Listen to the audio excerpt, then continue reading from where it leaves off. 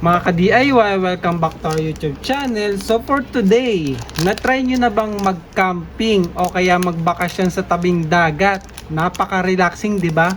Tapos naririnig mo yung huni ng ibon, tunog ng dagat, hampas ng mga alon, tunog ng dagat no? Hampas ng mga alon, tapos yung pagaspas ng mga puno sa hangin. Kaso biglang merong dumating na camper o bakasyonista na merong malakas na Bluetooth speaker. O di ba nakakabwisit, tanggal yung serenity. Serenity ba? Yung katahimikan ng lugar. So okay lang naman yun kung talagang public. Pero kapag yung pinuntahan yung lugar talagang napakatahimik, tapos inappropriate naman yung Bluetooth speaker, o kaya gabi na, alas 10 na, quiet time na po yun, dapat wala ng speaker mga ka-DIY, tahimik na tayo.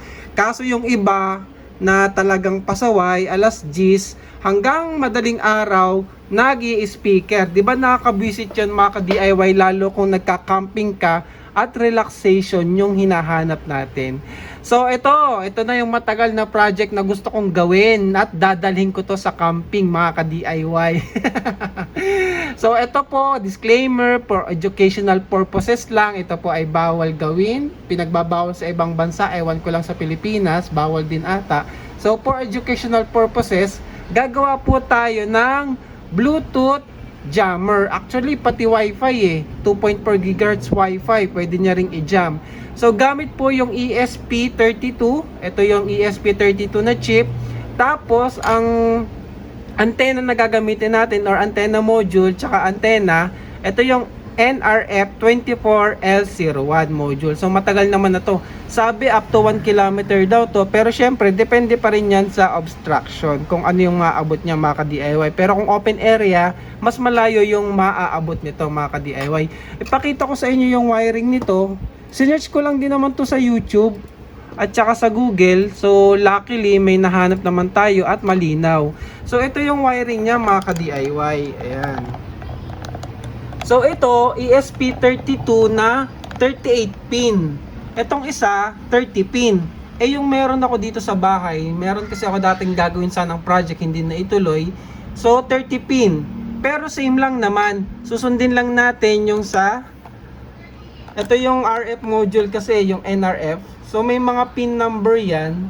So susundin lang naman natin yan mga ka-DIY. So sana yan yung gagawin ko kasi hinanap ko naman yung mga pin number sa 38. Yun din naman meron namang equivalent na GPIO pin sa ESP30 pin. So nandyan din yun. Yon dito ay sa pagkakaalala ko 12, 13, 14, 15, 16. Tapos dito sa kabila ay 18, 19, 21, 22, 23 number pin. So yun yung equivalent din dito mga ka-DIY. Kaso habang nire-research ko to at binibili yung mga component, aba sa Shopee, merong Pinoy na gumawa na pala. Pinadali na yung buhay natin, hindi na tayo mahihirapan mag-wiring mga ka-DIY. So meron na siyang custom board. So binili ko na sa kanya, ito isang set to. 300 pesos. Ito ay custom board. O tama, nasa 314 mga ka-DIY. Andito na yung custom board. Merong capacitor, resistor, switch, tsaka LED. Tsaka ito, so 314 pesos. Kaso ito, ayan yung ginawa niya, Medusa jammer. So custom board to. Hindi na natin gagamitin itong 30 pin mga ka-DIY. Ang gagamitin na natin ay ESP32 Super Mini C3. So tandaan nyo ha, ESP32 C3. C3 siya usually, yung Super Mini. Ito kasi yun yung sakto dito sa custom board na to, CB. Tawagin na lang natin CB. So dito natin siya ilalagay. Ayan. Tapos yung software na gagamitin na i-install natin dito sa ESP32, ibinigay na rin ng seller mga ka-DIY. Yung website niya nga, ilalagay ko naman yung link dito sa Shopee niya, Medusa Here. Yun yung pangalan ng Shopee shop niya mga ka-DIY. Dito na natin ilalagay yung ESP32, yung RF module, tapos pati yung mga supporting components, switch, LED, tsaka capacitor.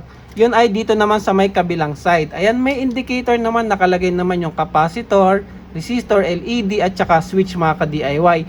And then, ito pala, powered to by battery.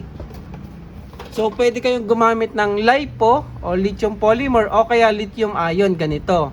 Isa, mga ka-DIY. Tapos para i-charge naman yung battery, kailangan natin ng TP4056. So ayan, bumili ako ng TP4056 type C na din. Dito nyo naman to ilalagay sa kabilang side. So kailangan nyo lang ng pin header para maikabit nyo siya. Kung walang pin header, pwedeng wire, mga ka-DIY, o kaya extrang wire ng resistor. Ayan, pwede nyo yung gamitin as pin header. Pero ako, meron naman kasi ako dito sa bahay, kaya ito yung gagamitin kong stand off. Para maikabit natin yung TP dito sa mga butas na to, mga ka-DIY. Kasi para dyan yan, dyan siya, nakaganyan yung lagay nyan, mga ka-DIY. So nakapatong. So sa kabila, yung ESP32 mini, sa may taas niya yung ating RF module, NRF, tapos dito na yung iba pang passive components. Yung battery dito natin i-connect, mga ka-DIY. So ayan, simulan nating buuin, pero ipakita ko muna kung paano i-flash to, ha. Madali lang naman eh. So kuha lang kayo ng USB connector, i-connect nyo yung ESP32 sa laptop o kaya PC. So ipakita ko, mga ka-DIY. Ayan, i-connect nyo yan. Tapos pindutin nyo yung boot. Yan. Tapos isaksak nyo sa USB. Saksak natin, ha.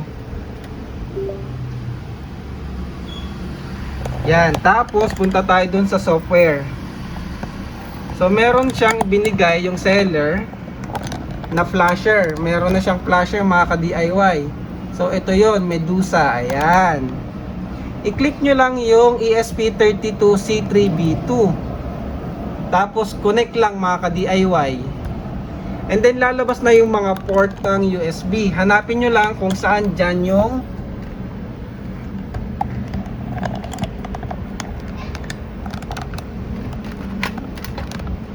ilaw ko nakaharang. Hanapin nyo lang yung may UART. Hanapin nyo yung may USB JTAG. Pwedeng maging ano yan, ha, pwedeng ibang COM port. Sa akin kasi COM8. So try natin mag-connect. Yan, magko-connecting na yan, mga ka-DIY. And then click nyo lang yung install. Install Medusa firmware V2. Tapos install, i-erase nyo na kung ano man laman yan. Ayan, saglit lang to, 2 minutes lang, mga ka-DIY. Then after nito, proceed na tayo sa hinang. Hinang lang ang gagawin natin. Then boom, go na. So ayan, goods na. Meron na tayong na-install na software sa kanya, mga ka-DIY. So ayan, proceed na tayo sa paghihinang, mga ka-DIY. Sa paghihinang, unahin ko yung pin header para sa TP4056 kasi mahirap na ilagay yung pin para sa TP4056 pag nilagay na natin yung ESP32, mga ka-DIY. So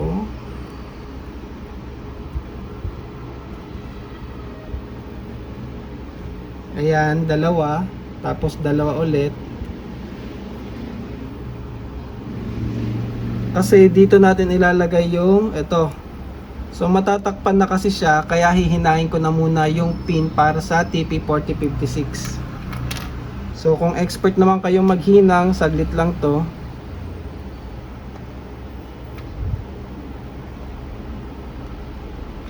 Ayun, ganun lang kadali. Nahinang na natin yung pin header. Ngayon yung dalawa pa para full support. Hindi gagalaw yung ating TP4056. Pero header lang, ha, hindi pa naman kailangan ilagay yung TP4056. Kasi baka hindi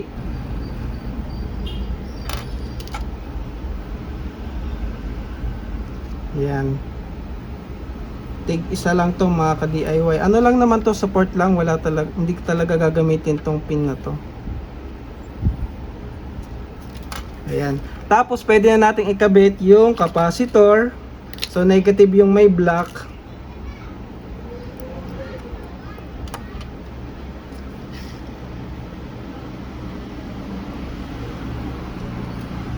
Yan.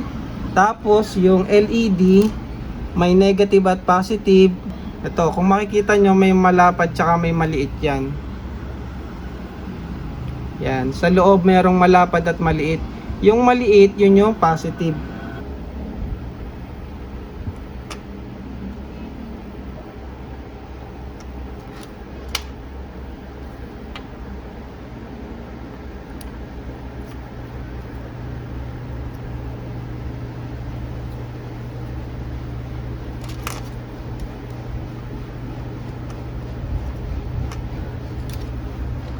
Yan, tapos yung resistor, wala namang polarity yan mga ka-DIY. So lagay na lang natin dyan.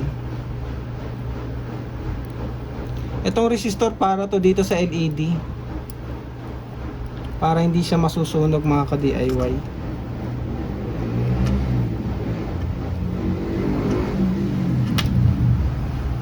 Tapos kaya may capacitor para stable yung voltage ng ating RF module.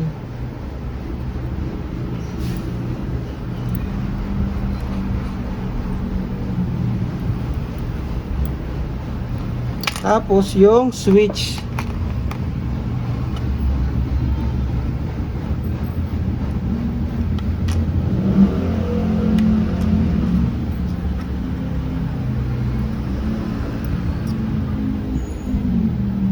Ang galing nitong custom board ni sir hindi na tayo mahirapan maghinang kasi syempre may custom board na, hindi na tayo mahirapan mag-wiring.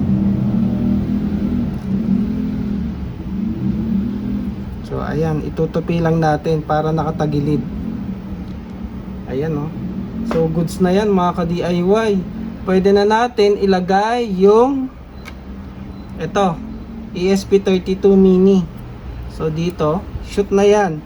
Tapos hihinangin natin isa-isa yung pin nya. Putulin ko muna yung mga extra paa. So pwede na natin tong putulin.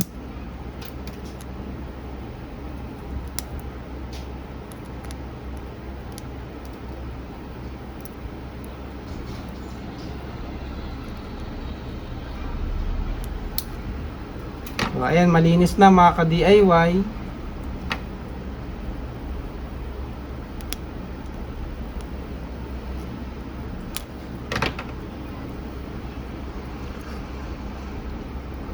Ngayon, hinangin ko na si ESP32.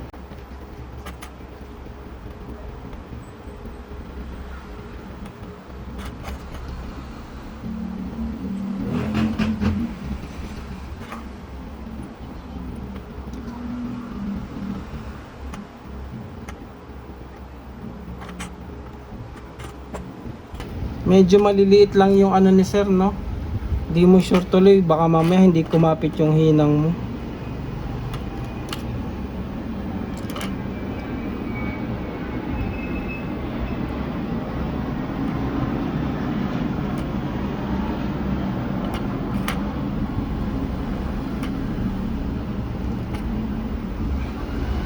So ayan, nakahinang na siya mga ka-DIY. Ngayon si ano naman,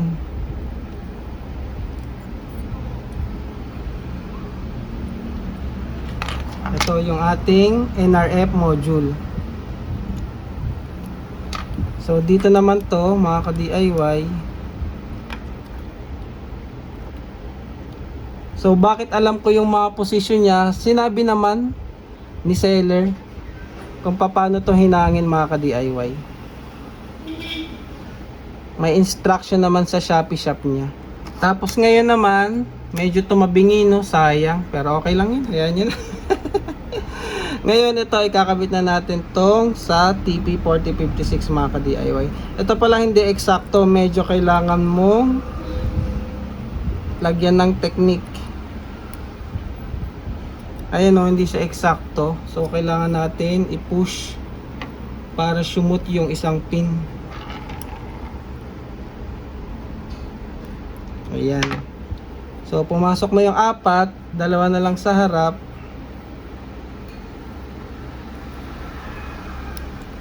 Yan. So, pasok na siya mga ka-DIY. So, pwede na natin tong hinangin.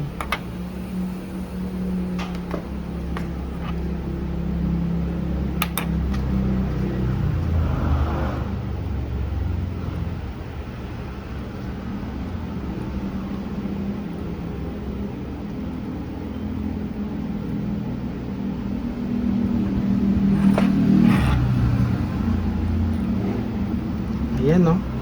So ito, tapos na to mga ka-DIY, battery na lang yung kulang. Pero pwede naman natin itong pagganahin kahit wala pang battery.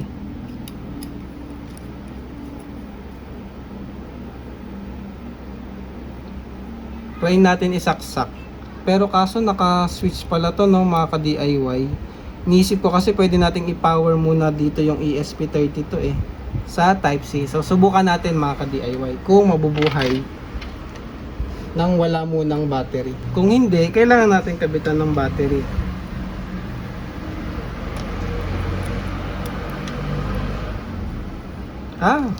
Gumana siya mga ka-DIY.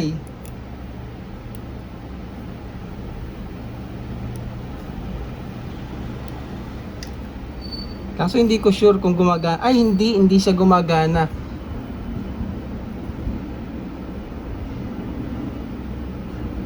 So ikabit na din natin yung battery muna mga ka-DIY. Kabitan natin ng battery saglit.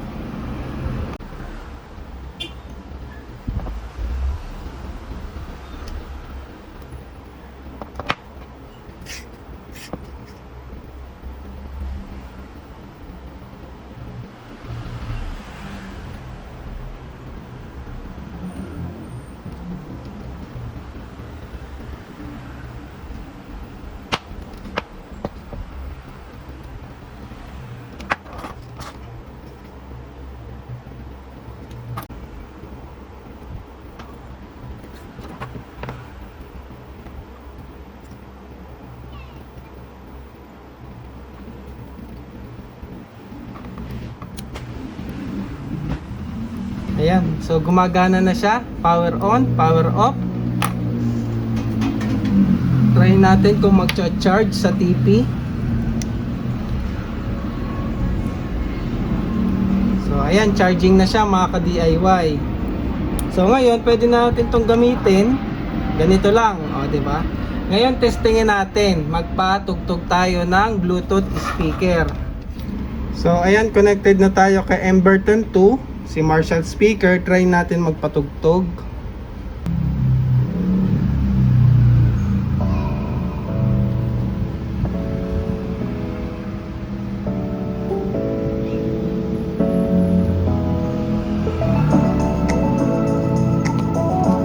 Ayan.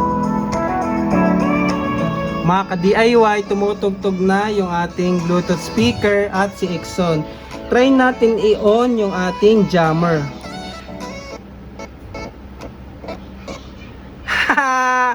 Effective mga ka-DIY, nawala. Try ko ulit i-off ha. Ayun no, na-disconnect siya mga ka-DIY. Try natin i-connect ulit. Emberton 2. So pinatay ko ulit siya mga ka-DIY. Ayan, connected na. I-play ulit natin.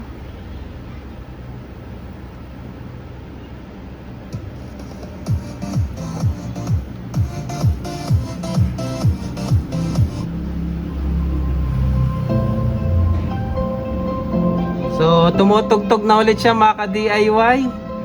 Try natin i-on yung ating jammer.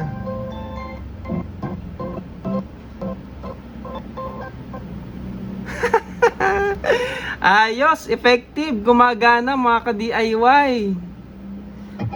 Oh, 'di ba? Na-disconnect siya. Ngayon, try ko ilayo ha. Punta ako sa kusina, doon ko ilagay itong ating jammer. Patugtugin muna natin ulit. So, lalayo ako ng konti mga ka-DIY. Ay, nasa na yun? Ayun, connecting. Emberton. Connected na ulit.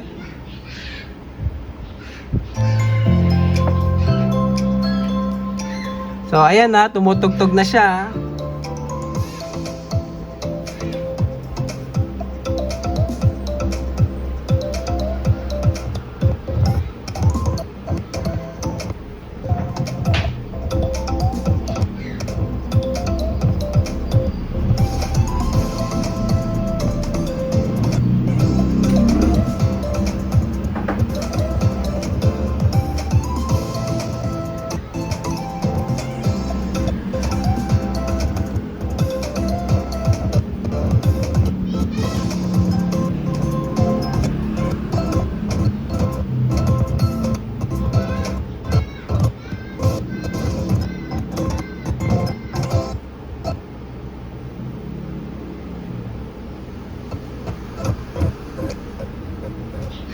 So, ayun, nakikita nyo yung effect. Nagcha-choppy-choppy na yung Bluetooth speaker natin mga ka-DIY. Siguro ngayon yung kanina nasa 4 na metro siguro yung layo. Ngayon nilapit ko mga 1 meter. So, ayan, talagang nawala na siya nung mas malapit ako. Tingin ko kailangan pa natin tong i-upgrade. Palakasin siguro, gawin nating dalawa yung antena. Kasi kapag medyo malayo, nagcha-choppy-choppy naman siya, nadja-jam niya, pero hindi ganun kalakas. Unlike nung malapit mga ka-DIY. Pero goods na rin, subukan natin to sa camping kapag yung kapitbahay mo ay malapit lang. Ay, yari siya. So, ayun lang mga ka-DIY. Yun lang muna para sa ating DIY video na to. So, meron na tayong simple Bluetooth jammer na gumagana. So, yari na. Yari na ang ating kapitbahay.